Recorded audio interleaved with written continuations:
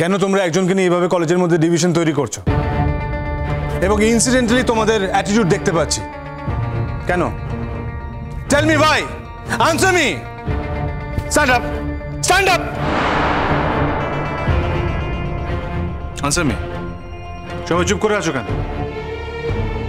Answer me right now. কি হচ্ছে সব? প্রবলেমটা কি? কেন টিজ করেছো? কেন আমাদের কলেজ সম্পর্কে এরকম একটা ইমপ্রেশন তৈরি হবে অন্য? কেন? Why? আমি বলবো স্যার। হ্যাঁ বলো, বলো কি হয়েছে বলো। স্যার স্যার আমরা সেদিন চিট করিনি, কিন্তু আমাদের সবার নামে কমপ্লেন আনা হয়েছে যে আমরা নাকি চিট করেছি।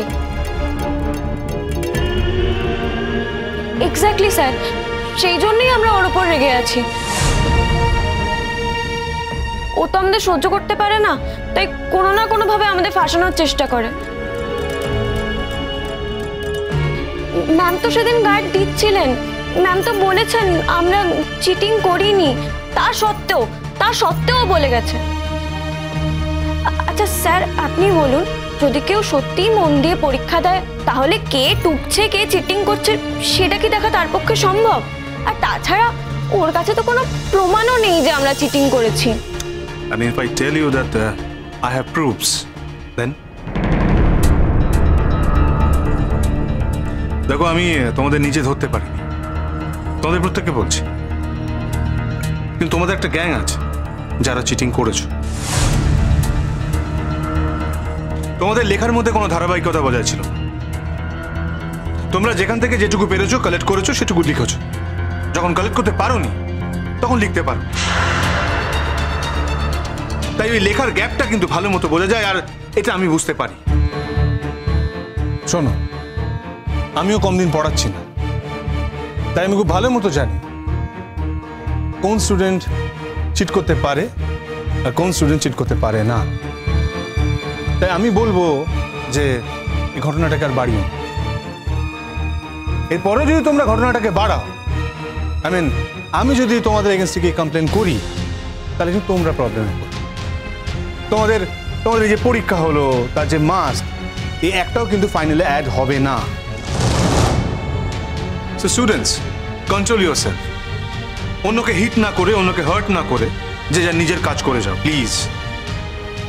Sit down everybody.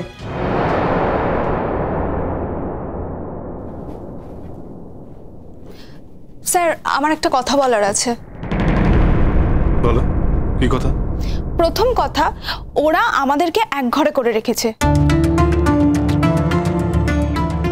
ওরা কেউ আমাদের সাথে কথা অবধি বলে না, আর বললে সেটা ভালো করেও নয়। টিজ করে, টোন্ট করে, যেটা একটা ক্লাসের হেলথকে নষ্ট করে দেয়। স্যার আমাদের তো কলেজে আসতে অবধি ইচ্ছা করে না।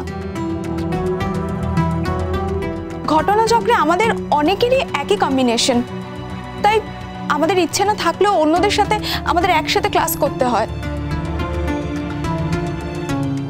বাট শাশ্বতী, তোমাদের দুজনকে তো আমি আলাদা ক্লাসে বসাতে পারবো না। স্যার আমরা সেটা বলিনি। আমাদের দাবি, আপনার যখন মনে হয়েছে যে আমার এই কলেজে থাকা দরকার, তখন আমার মানসিক স্থিতি যাতে বজায় থাকে সেটাও এনশিওর করা আপনার উচিত স্যার। এই ক্লাসে যাতে কোনোভাবে আমাদের হিউমিলিয়েট না হতে হয় সেটাও আপনাদের দেখতে হবে স্যার।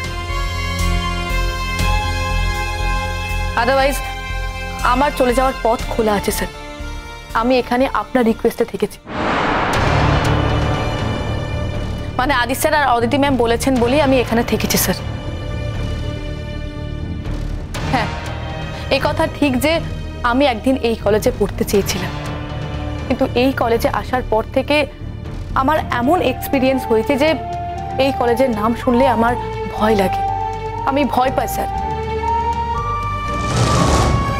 আমি যদি আমার কলেজকে ভালোই না বাঁচতে পারি, আমি যদি আমার কলেজের সহপাঠীদের রেসপেক্ট না করতে পারি, তাহলে আমি এই কলেজ থেকে ভালো রেজাল্ট কি করে করব স্যার? তাহলে তো আমার কেরিয়ার ভালোর জায়গায় ক্ষতি হয়ে যাবে স্যার।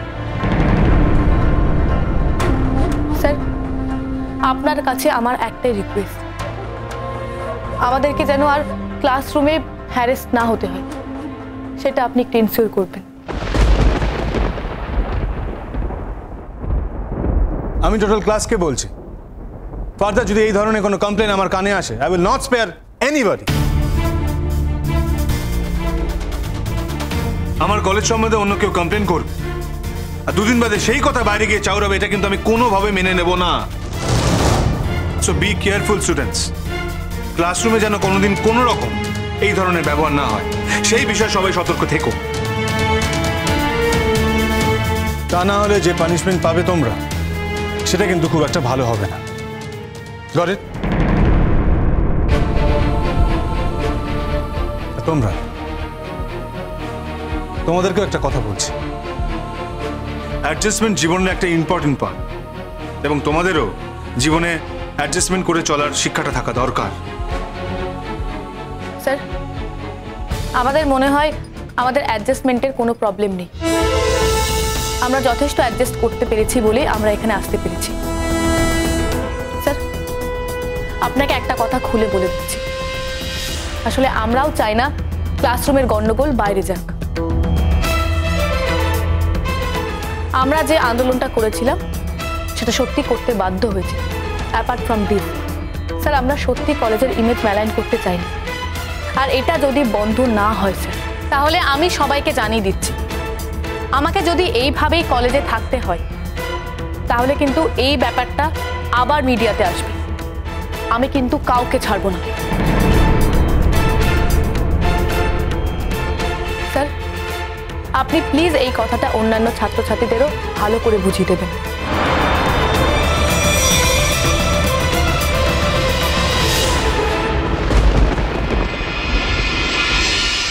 তাহলে অদিতি জলপাইগুড়ি ফিরে গেল? হ্যাঁ, ফিরলো। ফিরতে তো হতোই, তো থাকতে আসেনি এখানে। তোমরা তো ভেবেছিলে ও হয়তো থাকবে এখানে। ভালো হয়েছে তো, আবার যোগাযোগটা হয়ে গেল। তো চলে গেছে, তুই ওর পেছন পেছন চলে যা। শুধু শুধু এখানে বসে বসে সময় নষ্ট করছিস কেন? দরকার হলে যাবো। আমার স্ত্রী, কখন তার সঙ্গে দেখা করতে যাবো, কোথায় দেখা করতে যাবো, সেটা কি তোর পরামর্শ নিয়ে যাবো নাকি আমি? না না, পরামর্শ করতে হবে বই কি। যে স্ত্রী তোমার সঙ্গে থাকে না, যে স্ত্রী আমাদের পরিবারের সঙ্গে কোনো রকম যোগাযোগ রাখে না, সেই স্ত্রীর সঙ্গে দেখা করতে গেলে তুমি যে বাড়িতে থাকো তাদের সঙ্গে পরামর্শ করতে হবে বই কি। সেটা ভুলে যেও না আদি। দাদা, এটা নিয়ে আমি বহুবার তোমার সাথে কথা বলেছি, নতুন করে কথা বলার কোনো প্রয়োজন আছে বলে আমি মনে করি না। একটা ফ্ল্যাট এত বছর ধরে পড়ে আছে, সেখানে আমি কোনোদিন থাকিনি, অদ্বিতীয় সেই ফ্ল্যাটে কোনো দিন থাকিনি। শুধুমাত্র ওর অসুস্থতার কারণে ওকে আমি নিয়ে আসতে বাধ্য হয়েছিলাম। তোমরা যদি মনে করো তোমরা আমার সাথে থাকতে পারবে না, আমাকে জানিয়ে দিও। শঙ্খ এখন বড় হয়ে গেছে, ও আর আমার উপর ডিপেন্ডেন্ট নয়। আর আমার যাওয়া না যাওয়াতে শঙ্কর কিছু আসেই যায় না। তোমরা যদি মনে করো যে আমার থাকাতে তোমাদের কিছু আসে যায় না, তোমরা আমাকে জানিয়ে দিও, আমি চলে যাব, আমার কোনো অসুবিধা নেই। কথায় কথায় দায়িত্ব পালন না করে চলে যাব কথাটা বলা খুব সহজ। আদি, এই কথাগুলো ইদানিং তুমি একটু বেশি করেই বলো, জানো তো। দাঁড়াও দাঁড়াও দাঁড়াও, কোন দায়িত্বটা আমি পালন করিনি? না না, আমাকে বলো এই সংসারের কোন দায়িত্বটা আমি পালন করিনি। একটা কথা শুরু করে দিলেই তো হলো না, কথাটা তুললে সেটা শেষ করতে হবে। বলো কোন দায়িত্ব পালন করিনি আমি।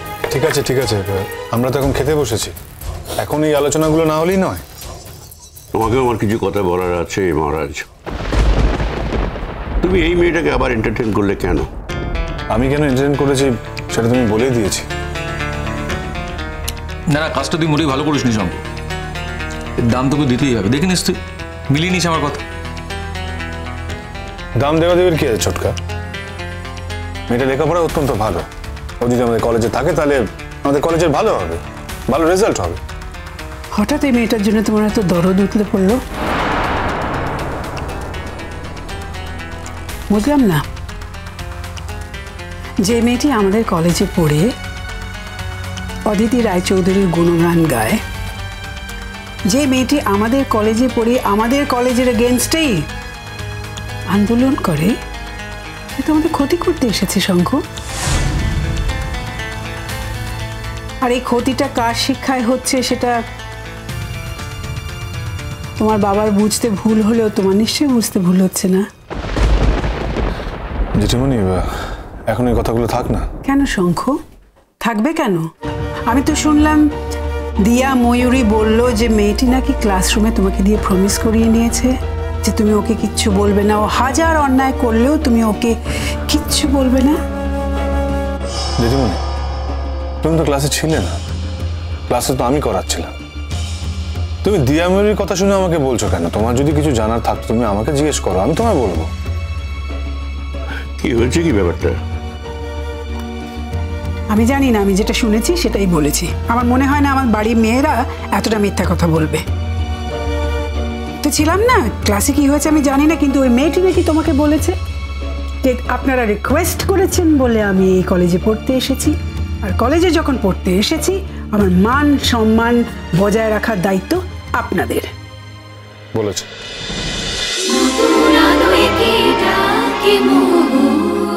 চলো চলো চলো চলো চলো পাল্টাই।